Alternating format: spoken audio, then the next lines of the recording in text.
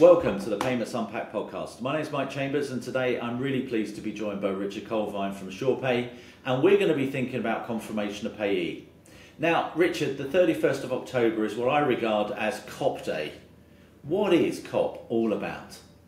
COP is all about reducing fraud and giving the customer, if it's a personal customer or a business customer, the satisfaction and the certainty that they're making the payment to the right person or the right business. So if that's what COP is all about, who needs to be able to perform that confirmation of payee check? Everyone that is doing a payment, every PSP that is doing a payment within the UK needs to implement Confirmation of Payee. So that's close to, I think, 400 PSPs in the UK that are now or have to implement Confirmation of Payee by the 31st of October.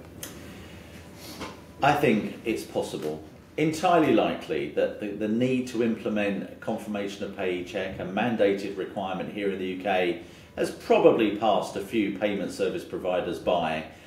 Here we are, just 21 days away from the regulatory deadline. If that's me, if I'm a payment service provider who has sort of hidden the COP thing at the bottom of the pile of things to do, what do I need to do now? What should I do?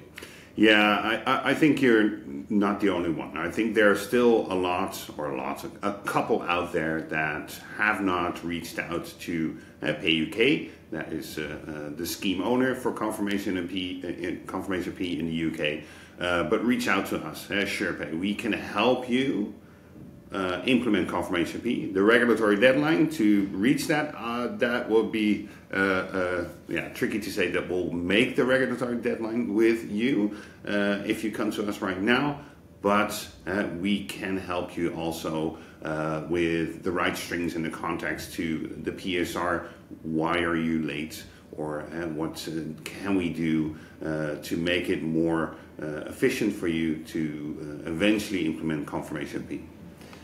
Okay, that's if I've put my COP task to the bottom of the pile. If I've implemented Confirmation of Payee and I'm giving my customers the benefit of the COP check for all the transactions they are making, can I sit back and relax, or is there something else coming down the line?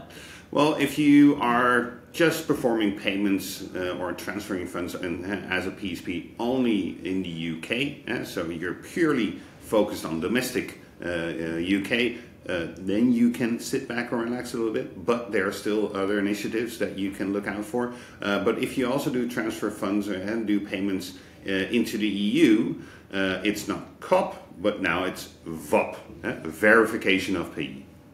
So we're going to move from COP to VOP, and if I'm involved in payments outside of the UK across the continent, I need to change my acronym from a C to a V to VOP. Yeah, it's not confirmation, but still a confirmation, but we call it in the EU now Verification of Payee. Fantastic. From COP to VOP is the next step, the next journey.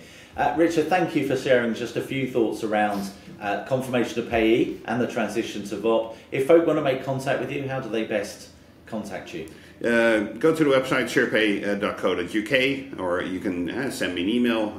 I would richard@surepay.co.uk, and just reach out to me, and I'm happy to help. That's great. Well, do reach out to Richard and SurePay if you're interested in Confirmation of Payee. Do remember the 31st of October as the deadline for COP Day. Thank you for listening to this Payments Unpacked podcast. Please subscribe in your favourite podcast platform. And while you're at it, if you don't already get my newsletter, Payments Unpacked, please sign up at payments-unpacked.com. Thanks for listening. Thank you.